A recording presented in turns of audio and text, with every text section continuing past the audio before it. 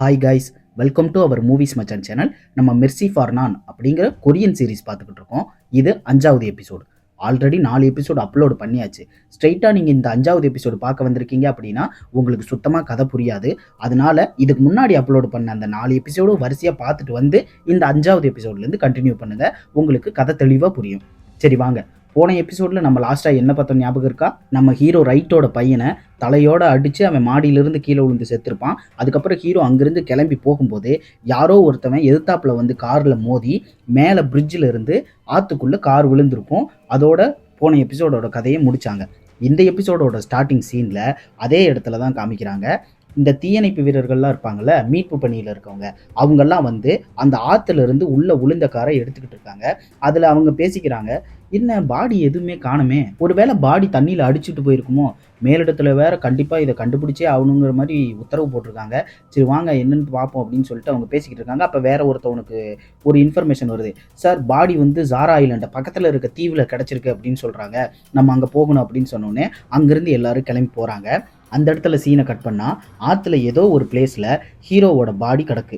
Hero சாகலை. கரெக்டாக ஹீரோவோட friend ஒருத்தன் இருப்பானே, யாருன்னா ஹீரோவோட தம்பியோட ஃப்ரெண்டு, ஹீரோவுக்கு ஃப்ரெண்டாக இருப்பான்ல, அவன் வந்து ஹீரோவை காப்பாற்றி காரில் வச்சு கூட்டிகிட்டு போகிறான். அப்போ அவன் ஹீரோவுக்கு ஒரு ஃப்ரெண்டு டாக்டர் இருப்பான்ல, அவன் கூப்பிட்டுருப்பேன்னு உனக்கு தெரியும், வா உன்னை மீட் பண்ணும் அப்படின்னு சொல்லி கூப்பிட்றான். அதனால லெஃப்ட் ரைட்டை மீட் பண்ணுறதுக்கு அந்த இடத்துக்கு போகிறாரு. உன் பையனுக்கு இப்படி நடந்திருக்கக்கூடாது, எனக்கு ரொம்ப வருத்தமாக இருக்குது. சரி கீஜுனை நீ தான் பாலத்திலிருந்து கீழே தண்ணி கொள்ளையான்னு கேட்குறான். அதுக்கு ரைட் என்ன சொல்கிறான்னா, ஆமாம் வேற என்ன பண்ணுறது, என்னால் இதைத்தான் பண்ண முடியும், முடிஞ்ச வரைக்கும் நான் செய்ய வேண்டியதை பண்ணினேன் அப்படிங்கிற மாதிரி சொல்லிட்டு, நீ இப்படி பண்ணியிருப்பேன்னு நான் நினச்சி கூட பார்க்கலன்னு பதிலுக்கு லெஃப்ட்டை பார்த்து சொல்கிறான். லெஃப்ட்டுக்கு ஒன்றுமே புரியல, இவன் என்னத்தை பற்றி பேசுகிறான், என்னத்தை சொல்கிறான்னு. ரைட்டு ஒரு பேப்பர் எடுத்து காமிக்கிறான். அது என்ன பேப்பர்னா, லெஃப்ட்டோட கம்பெனியோட டிரான்சாக்ஷன் பில்லு. இதை வச்சுட்டு அவன் என்ன சொல்கிறான்னா, நான் விசாரித்தேன், ஹீரோவோட தம்பியோட கொலையை மறைக்கிறதுக்காக போலீஸுக்கு பணம் இதிலிருந்து போயிருக்கு. இதிலிருந்து என்ன தெரியுதுன்னா, நீ தான் ஹீரோவோட தம்பியை கொண்டுட்டு அந்த பழியை என் பையன் மேலே போட்டிருக்க. இப்படி நடக்கும்போது ஹீரோ வந்து என் பையனை கொல்லுவான். அதுக்கப்புறம் ஹீரோவை ஈஸியாக நீ கொண்டுட்டு அந்த மொத்த சாம்ராஜ்யத்தையும் நீ எடுத்துக்கிட்டு அதுக்கப்புறம் உன் பையனுக்கு கொடுக்கலான்னு பார்த்துருக்க. ஹீரோவோட தம்பிக்கு இந்த கம்பெனியை கொடுக்கறதுக்கு உனக்கு இஷ்டம் இல்லை, அதனால தானே நீ இப்படியெல்லாம் பண்ண, உன்னால் இதை விட கேவலமாக இன்னும் கதை கட்ட முடியாதாங்கிற மாதிரி லெஃப்ட் கோவப்படுறாரு. ஆனால் ரைட்டு பயங்கர கோவத்தோடு சிரிச்சுட்டு என்ன சொல்கிறான்னா, இதுக்கு ஒரே ஒரு முடிவு தான், ஒன்று நீ உயிரோடு இருக்கணும், இல்லைனா நான் உயிரோடு இருக்கணும் அப்படின்னு சொல்லிட்டு அந்த மீட்டிங் அங்கேயே முடிச்சுட்டு 2 பேரும் கிளம்பிடுறானுங்க. லெஃப்ட்டோட வீடு கம்பெனி அங்கே ஃபுல்லாக அடியாளுங்களாக சுற்றி நிற்கிறானுங்க. எதுக்குன்னா காவலுக்காக போட்டிருக்காங்க. அதுக்கப்புறம் அப்படியே ரைட்டை காமிக்கிறானுங்க. ரைட்டு ஒரு மீட்டிங்காக அவனோட பார்ட்னர்ஸ் அவங்க எல்லாம் கூப்பிட்ருக்கான். அந்த இடத்த காமிக்கிறாங்க. அந்த இடத்துல அவங்க பார்ட்னர்ஸ் எல்லாம் உட்காந்துருக்காங்க. இன்னும் ரைட்டு வரல. ஆனால் அதுக்குள்ளே ப்ராசிக்யூட்டர் ஆஃபீஸரு, போலீஸு இவங்கெல்லாம் வந்து அங்கே இருக்க பார்ட்னர்ஸை இந்த மாதிரி கொலை விஷயமா நடந்த ஆல்ரெடி நீங்கள் பண்ண தப்பு தண்டாவெல்லாம் தெரிஞ்சு போச்சு, அதனால் உங்கள் எல்லாத்தையும் நாங்கள் அரெஸ்ட் பண்ணுறோன்னு சொல்லிட்டு எல்லாத்தையும் அரெஸ்ட் பண்ணி கூட்டிகிட்டு போயிடுறானுங்க. இந்த விஷயம் ரைட்டுக்கு போகுது. ரைட்டு இதை கேட்ட உடனே சரி நம்ம இங்கேருந்து இப்போ கிளம்பி ஆகணும்னு சொல்லிட்டு அவன் கார் எடுத்துகிட்டு வேகமாக கிளம்பி போயிடுறான். அப்படியே அங்கே சீனை கட் பண்ணால் ப்ராசிக்யூட்டர் ஆஃபீஸை காமிக்கிறாங்க. அந்த ஆஃபீஸோட ஹெட்டு லெஃப்ட்டோட பையனை கூப்பிட்டு பேசுகிறான். அவன் அங்கே தானே ஒர்க் பண்ணிக்கிட்டு இருக்கான். அவங்ககிட்ட என்ன சொல்கிறான்னா, நீ தானே இந்த கேஸை லீட் பண்ண, அரை மணி நேரம் கழித்து போயிருந்தா அங்கே எல்லாத்தையும் அரெஸ்ட் பண்ணதோடு சேர்த்து ரைட்டையும் அரெஸ்ட் பண்ணியிருக்கலாம். ஆனால் நீ தான் லீட் பண்ண, வேணும்னே ஒரு அரை மணி நேரத்துக்கு முன்னாடியே எல்லாத்தையும் அனுப்பிச்சு அரெஸ்ட் பண்ண சொல்லியிருக்க. எதுக்காக இப்படி பண்ண, உங்களை மாதிரி நாய்ங்களையெல்லாம் நம்பவே கூடாதுடா அப்படின்ட்டு வேகமாக அங்கேருந்து எந்திரிச்சு போகிறான். அப்போ லெஃப்ட்டோட பையன், சார் ஒரு நிமிஷம் நில்லுங்க அப்படின்னு கூப்பிட்டு என்ன சொல்கிறான்னா, நீங்கள் தானே சொன்னீங்க நம்ம ஏதாவது ஒரு பக்கம் நிற்கணும்னு, அதைத்தான் நான் பண்ணிகிட்ருக்கேன் அப்படின்னு சொல்கிறான். இவனுக்கு என்னடா பில்டப்லாம் ஓவராக இருக்குது, என்ன சொல்கிறேன்னு எனக்கு புரியலையே அப்படின்ட்டு பக்கத்தில் வரான். அப்போது இவன் ஒரு டாக்குமெண்ட் எடுத்து கொடுக்குறான். அதில் வந்து லெஃப்ட் பண்ணின தப்பு எல்லா டீட்டெயில்ஸோடமும் இருக்குது. நீங்கள் ரைட்டை அரெஸ்ட் பண்ணதுக்கப்புறம் அடுத்து அரெஸ்ட் பண்ண வேண்டியது எங்கள் அப்பா லெஃப்ட்டை தான் அப்படிங்கிற மாதிரி சொன்னோடனே அவனுக்கு ஷாக்காக இருக்குது.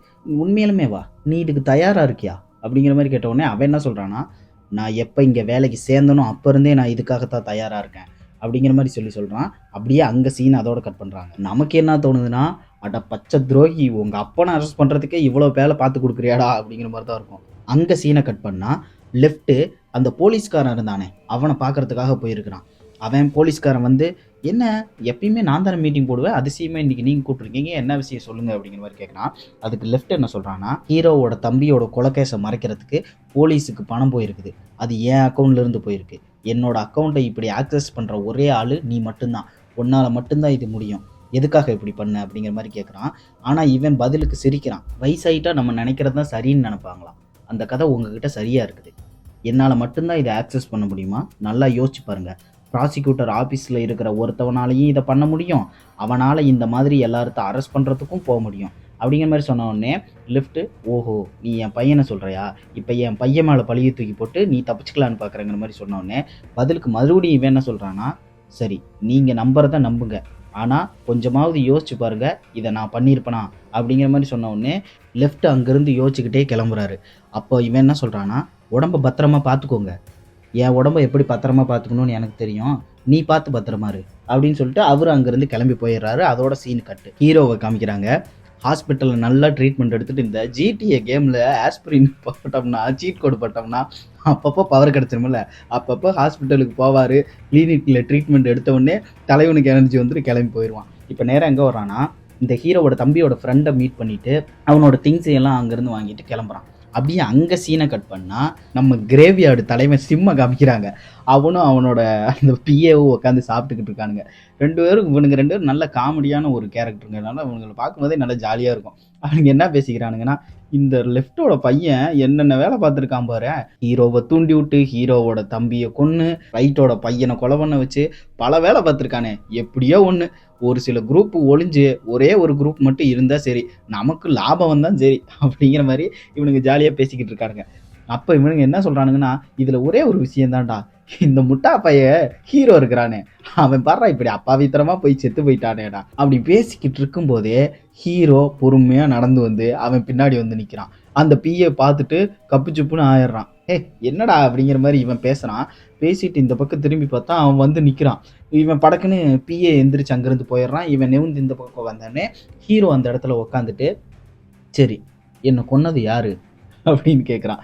இவன் என்ன சொல்கிறான்னா, உங்களை கொன்னது யாரா, நல்லா குத்துக்கல்லு மாதிரி வந்து உட்காந்துருக்கீங்க, உங்களை கொன்னது யாருன்னு கேட்குறீங்க அப்படிங்கிற மாதிரி கேட்குறான். இல்லை, என்னை கொலை பண்ணுறதுக்கு பிளான் போட்டவன் யார் அப்படிங்கிறத நீ கண்டுபிடிக்கணும், அதுதான் எனக்கு தேவை. சரி, என் ஃப்ரெண்டு 2 பேர் இறந்தாங்களே, அவங்களோட டெட் பாடி என்ன பண்ண அப்படிங்கிற மாதிரி சொன்னோடனே அவன் அந்த இடத்துக்கு கூப்பிட்டு போய் என்ன சொல்கிறான்னா, வழக்கமாக எல்லாத்தையும் பண்ணுற மாதிரி என்னால் டிஸ்போஸ் பண்ண முடியல, ஏன்னா இவங்க எனக்கும் ஃப்ரெண்டு தான், அதனால தான் நானே இவங்களுக்கு தேவையான சடங்கு எல்லாம் பண்ணேன் அப்படின்னு சொல்லி அவங்களோட அஸ்தி 2 இருக்குது, அது 2ஐயும் காமிக்கிறான். காமிச்சிட்டு என்ன சொல்கிறான்னா, பேசாமல் இவங்க என்ன மாதிரி வாயை மூடிக்கிட்டு இருந்திருக்கலாம், ஹீரோவா வரங்கிற பேரில் அதையும் இதையும் பண்ணி பாருங்கள் 2 பேரும் அஸ்தி ஆகிட்டானுங்க அப்படின்னு சொல்லி அவனும் வருத்தப்படுறான். ஹீரோ அப்படியே பொறுமையாக அங்கேருந்து கிளம்பிடுறான். அங்கே சீனை கட் பண்ணால் லெஃப்ட்டை காமிக்கிறாங்க. லெஃப்ட்டு அவனோட பையனோட ரூமில் அந்த ஒட்டு கேட்பானே அந்த ஹெட்ஃபோன் எடுத்து காதில் வச்சு கேட்டுக்கிட்டு இருக்கான். கரெக்டாக அவனோட பையன் அப்போ உள்ளே வரான். என்ன அதிசயமாக என் ரூமில் இருக்கீங்க அப்படிங்கிற மாதிரி கேட்ட உடனே இவன் என்ன சொல்கிறான்னா, உன்னை கொஞ்ச நாளைக்கு முன்னாடி ஒரு போலீஸ் மீட் பண்ணானா கிம், அவன் உங்ககிட்ட என்ன சொன்னான், என் இடத்துக்கு அடுத்து உன்னை கொண்டு வரேன்னு சொன்னானா, உனக்கு ஏதாவது ஆசையை ஏற்படுத்தினானா அப்படிங்கிற மாதிரி கேட்ட உடனே இவன் என்ன சொல்கிறான்னா, எனக்கு நல்லாவே தெரியும் என் இடம் எதுன்னு, நீங்கள் தான் நம்மளோட கம்பெனி விஷயத்துக்குள்ளே என்னை தலையிட வேணான்னு சொல்லிட்டீங்க, அதுக்கான காரணம் என்னன்னு எனக்கு தெரியும், என் உயிரை பாதுகாக்கணுங்கிறதுக்காண்டி தான் நீங்கள் இதெல்லாம் பண்ணுறீங்கிறத நான் புரிஞ்சுக்கிறேன், அதே மாதிரி நீங்கள் இந்த இடத்துல இருக்கிற வரைக்கும் நான் உங்கள் இடத்துக்கு ஆசைப்பட மாட்டேன் அப்படிங்கிற மாதிரி சொல்கிறான். லெஃப்ட்டும் நம்ம பையனை போய் நம்ம தப்பாக நினச்சிட்டோமே அப்படிங்கிற மாதிரிட்டு இவன்கிட்ட சிரிச்சுட்டே அங்கேருந்து கிளம்பி போயிடுறான். இவன் வேகமாக போயிட்டு அவன் ஒட்டு கேட்குற அந்த ஹெட்ஃபோன் எடுத்து கேட்டுக்கிட்டு இருந்தான்ல, அதை கேட்டால் அதில் ஏதோ கொரியன் சாங் தான் ஓடிட்டுருக்கு. சரி, நம்ம அப்பாவுக்கு எதுவும் தெரியல அப்படிங்கிற மாதிரி இவன் நினச்சிக்கிறான். அங்கேருந்து லெஃப்ட்டு கிளம்பி போயிடுறான். அடுத்து லெஃப்ட்டு அவங்களோட பார்ட்னர்ஸ்லாம் இருப்பாங்களே, அவங்கள கூப்பிட்டு மீட்டிங் போடுறான். நம்மளோட பெரிய தலைக்கட்டு இறந்ததுலேருந்து நான் எந்த விஷயத்துலையுமே மூக்க நுழைக்கல, மற்றவங்க எடுக்கிற முடிவை நானும் ஏற்றுக்கிட்டேன், ஆனால் அது மூலியமாக என் கையிலையும் கரைபடிஞ்சிருக்கு, அதனால நான் இப்போ ஒரு முடிவெடுத்து அதை எல்லாத்தையும் சரி பண்ணணும்னு நினைக்கிறேன் அப்படின்னு சொல்கிறான். அப்படியே அங்கே சீனை கட் பண்ணால் ரைட்டை காமிக்கிறாங்க. சார், லெஃப்டோட குரூப் எல்லாம் வந்துட்டாங்க அப்படிங்கிற மாதிரி சொல்கிறான். எல்லாம் லெஃப்டோட குரூப் ரைட்டோட குரூப் எல்லாம் போட்டு அடித்து மாற்று கட்டில் குத்தி கொலை பண்ணிக்கிறானுங்க. ஆனால் லெஃப்டோட குரூப் தான் நிறைய பேர் இருக்காங்க, ஏன்னா ஆல்ரெடி தான் போலீஸ்காரங்க நிறைய பார்ட்னர்ஸை அரெஸ்ட் பண்ணிட்டாங்களே ரைட் சைட்லேருந்து, அதனால இவனுங்களோட சைடில் கம்மியாக தான் இருக்காங்க ஆளுங்க. லெஃப்டோட பசங்க எல்லாம் போட்டு இவனுங்களை துவம்சம் பண்ணி குத்தி கொலை பண்ணிட்டு வரிசையாக வந்துக்கிட்டே இருக்கானுங்க. ரைட்டோட கூடவே இருந்த பிஏ மாதிரி ஒருத்தனுப்பான், அவனையும் குத்தி கொலை பண்ணிடுவானுங்க. இப்போ இவனையும் வயிற்றுல 4-5 குத்திடுவானுங்க, ஆனால் அடிச்சுட்டு இவன் இந்த பக்கம் நெவுருவான். அப்போ லெஃப்டோட பிஏ அந்த இடத்துல இவனை கொலை பண்ணலான்னு கத்தி எடுத்துக்கிட்டு போவான். லெஃப்ட் அங்கே வந்து, நிறுத்து, நீ எதுவும் பண்ண வேணாம், நான் பார்த்துக்கிறேன் அப்படின்னு சொல்லிட்டு லெஃப்ட் அங்கே போவான். போயிட்டு சாரி மை ஃப்ரெண்ட் அப்படிங்கிற மாதிரி சொல்கிறான். ரைட் என்ன சொல்கிறான்னா, தெரியும் நம்மளை மாதிரி ஆளுங்களுக்கு சாவு இப்படித்தான் வரும்னு எனக்கு நல்லாவே தெரியும் அப்படின்னு சொல்லிட்டு 2 பேரும் அடிச்சுக்க ஆரம்பிக்கிறானுங்க. சரக்குன்னு ஒரே ஒரு குத்து தான். யாரு? லெஃப்ட்டு. அதன் கையில் குத்தூசி மாதிரி ஒன்று வச்சுருப்பான். அதை வச்சு வயிற்றோட ஒரு இறக்கிடுறான். இறக்கிட்டு ஒரே ஒரு வார்த்தை தான் சொல்கிறான், உன் பையனுக்காக எப்படி நீ எதை வேணுமாலும் பண்ணுவியோ அதே மாதிரி தான் என் பையனுக்காகவும் நான் என்ன வேணுமாலும் பண்ணுவேன் அப்படின்ட்டு அந்த ஃபர்ஸ்ட் ஃப்ளோரில் ஒரு பெரிய கோல் மாதிரி இருக்குது. அங்கேருந்து தள்ளி விட்றான். அந்த ஓட்டை வழியாக கீழே விழுந்து இவன் சம்பவ இடத்துலையே ரைட்டு செத்து போகிறான்.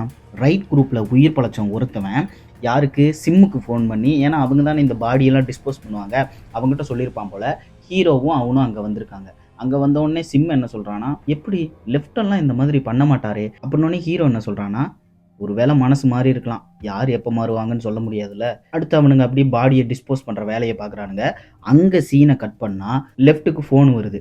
ஒரு மாதிரி ஷாக் ஆகி பேசுகிறாரு. பேசிட்டு சரி நான் வரேன் அப்படிங்கிற மாதிரி சொல்லிட்டு ஃபோனை வைக்கிறாரு. அங்கே சீனை மறுபடியும் கட் பண்ணால் இந்த போலீஸ்காரன் கிம்மு போலீஸ் ஸ்டேஷனுக்கு போகிறான், ஜெயிலிருந்து ஒருத்தவனை வெளியே கொண்டு வரதுக்காக. அது யாருன்னு பார்த்தீங்கன்னா, இதுக்கு முந்தின எபிசோடில் நம்ம 3வது எபிசோட்னு நினைக்கிறேன், அந்த எபிசோடில் பார்த்துருப்போம்.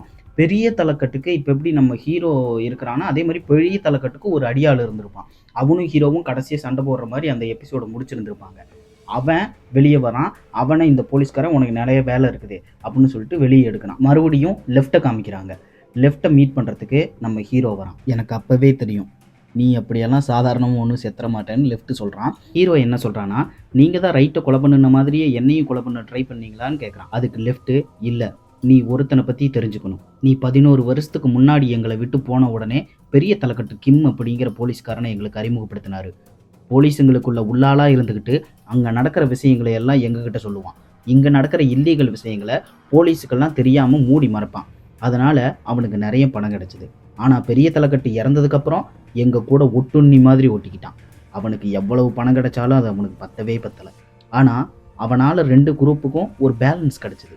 இருந்தாலும் அவன் எங்களை பற்றின டீட்டெயில்ஸ் எல்லாம் எடுத்து வச்சுக்கிட்டான். உன் தம்பி ஒன்றும் நேரடியாக பெரிய தலைக்கட்டை கொல்லலைன்னு சொல்லி ஒரு வாய்ஸ் நோட்டை காமிக்கிறாப்புல லெஃப்ட். அந்த வாய்ஸ் நோட்டில் ஹீரோவோட தம்பியும் போலீஸ்காரனும் பேசிக்கிறாங்க. அவன் ஹீரோவோட தம்பிக்கிட்ட பெரிய தலைக்கட்டு அடுத்து உங்கள் அண்ணனை தாண்டா போடணும்னு நினைக்கிறான்னு சொன்ன உடனே தம்பி பெரிய தலைக்கட்டை தப்பாக புரிஞ்சுக்கிட்டு அவரை கொலை பண்ணணும் அப்படின்னு நினைக்கிறான். அதனால தான் அவனை கொலவும் பண்ணியிருக்கான்.